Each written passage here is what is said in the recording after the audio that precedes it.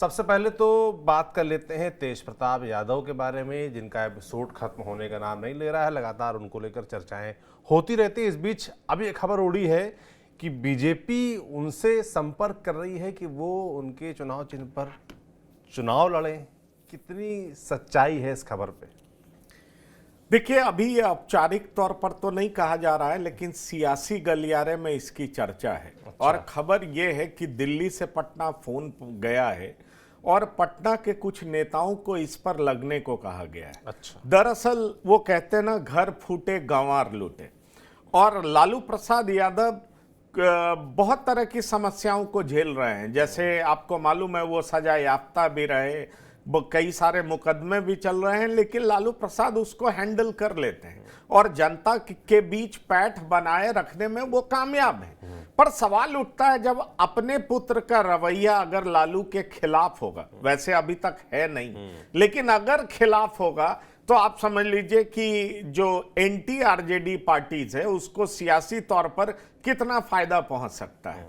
और मैं आपको ऐसा इसलिए कह रहा हूं क्योंकि देखिए, कल जब जयचंद की चर्चा होने लगी तो निश्चित तौर पर ज्यादातर लोगों का इशारा एक तरफ था कि भाई तेजस्वी के करीबी ये हैं, इसलिए जयचंद इनको बताया जा रहा है।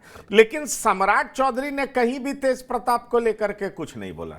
सम्राट चौधरी ने कहीं भी तेजस्वी के करीबी उस नेता के बारे में कुछ नहीं बोला जो हरियाणा के हैं और राज्यसभा के सदस्य हैं। मतलब मैं संजय यादव की बात कर रहा हूं, क्योंकि ज्यादातर लोग उन्हीं की तरफ इशारा कर रहे थे, कुछ लोग नाम लेकर के बोल रहे थे।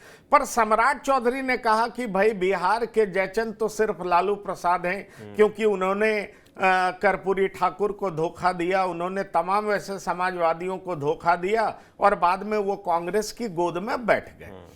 अब सवाल ये उठता है कि पर्पस क्या है, ये जानना बड़ा इंटरेस्टिंग है। मैं आपको ये बताऊं कि बीजेपी हर तरह का खेल खेल रही है और चुनाव है तो हर सियासी दल मौके का लाभ उठाने से चूकती नहीं। अगर ये मौका आरजेडी को भी मिला होता तो वो भी नहीं चूकी होती। इस बात को आप बेहतर जानते हैं। तो इसलिए मैं आपसे कह रहा हूं कि दरअसल तेज प्रताप करेंगे क्या। और अभी जो बयान आ रहा है, जीतन राम मांझी का भी थोड़ी देर पहले बयान आया है, उन्होंने ये बात कहा है कि अरे लालू प्रसाद यादव को कोई चिंता नहीं है, लालू परिवार को कोई लोक लज्जा की बात है ही नहीं। दरअसल उन्होंने जानबूझ करके तेज प्रताप को बाहर कर दिया है, क्योंकि ऐश्वर्या का मामला पेंडिंग है। कोर्ट अगर कहेगा कि आपको इतना कंपनसेशन देना है, संपत्ति में इतना हिस्सा देना है, तो उससे पहले ही इन्होंने तेज प्रताप को बेदखल कर दिया। तो दरअसल ये टैक्टिकल मूव है। ये कोर्ट कचहरी में जो लड़ाई होती है उससे पहले जो रणनीति अपनाना होता है, लालू प्रसाद कुशल राजनीतिज्ञ की तरह कोर्ट में भी एक रणनीति अपना रहे हैं। उन्हें कोई लोक लज्जा नहीं है, कोई यादव समाज की चिंता नहीं है, उनके बेटियों की इज्जत की कोई परवाह नहीं है। इस तरह का आरोप वो लगातार लगा रहे हैं।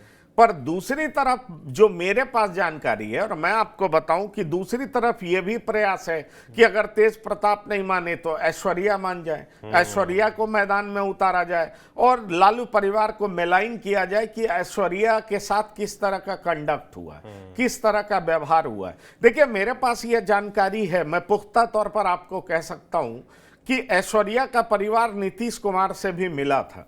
जब ऐश्वर्या के साथ मारपीट की घटना घटी थी, जब ऐश्वर्या ने इस बात को लेकर के कंप्लेन किया था, लेकिन नीतीश कुमार ने यह कहते हुए पूरे मामले को साइडलाइन कर दिया कि देखिए, इसमें कानून सम्मत जो होगा वही करूंगा। और दरअसल कहा भी जाता है कि लालू परिवार और नीतीश कुमार कि भले ही राजनीतिक रूप से अदावत रही हो, दोनों राजनीति में कई बार एक दूसरे के विरोध में खड़े रहे हों, लेकिन पारस्परिक संबंध बहुत अच्छे हैं और जहां तक पारिवारिक मसला होता है उसमें एक दूसरे के लिए खड़े हो जाते हैं। उस समय नीतीश चाहते तो इसको कहते हैं ना कि मोल से माउंटेन बना सकते थे, इसको बहुत विस्तृत कर सकते थे, खूब राजनीतिक चर्चा होती, मजे लेते, लेकिन नीतीश कुमार ने बड़ा साफ कर दिया कि इस मसले को मैं कानून के चश्मे से ही देखूंगा और कानून सम्मत जो भी कार्रवाई होगी वो होगी, भले ही वो मिल लिए।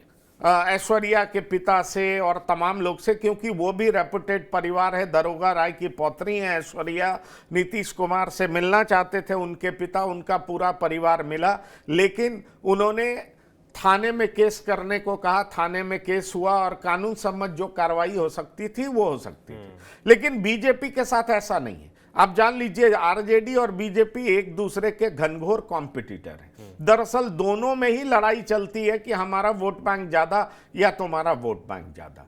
अब आने वाले समय में यह बहुत बड़ा प्रयास होगा कि बीजेपी सीधा आरजेडी से लड़ना चाहती है। वो तो नीतीश कुमार बीच में बैलेंसिंग फैक्टर बन जाते हैं, जिधर जाते हैं उधर पलड़ा भारी हो जाता है, तो नीतीश अपनी महत्ता कायम रखे हुए।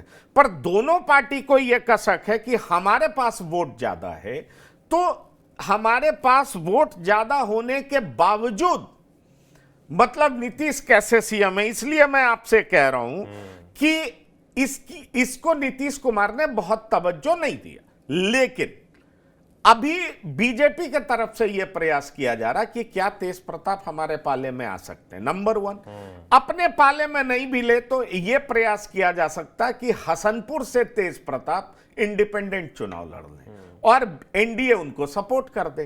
तेज प्रताप अपने परिवार के ही खिलाफ बहुत कुछ बोलें और अपने परिवार के खिलाफ तेज प्रताप बोल रहे होंगे तो उसका मतलब होगा।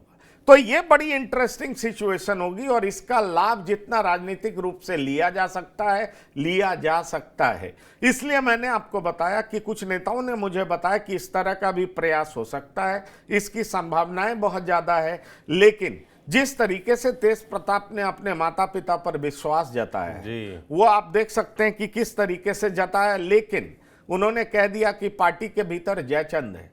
तो जयचंद कौन है? जिनको जयचंद उन्होंने बताया वो तो तेजस्वी के बड़े खास हैं। कई लोग कहते हैं कि तेजस्वी यादव ने ही बड़ी चतुराई से तेज प्रताप को अपने रास्ते से हटवा दिया है।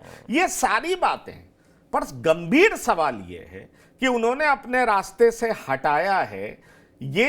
ये तेजस्वी यादव तो ये कहते हुए किनारा कर लेते हैं कि जो भी करना था राष्ट्रीय अध्यक्ष ने कर लिया, फैसला ले लिया।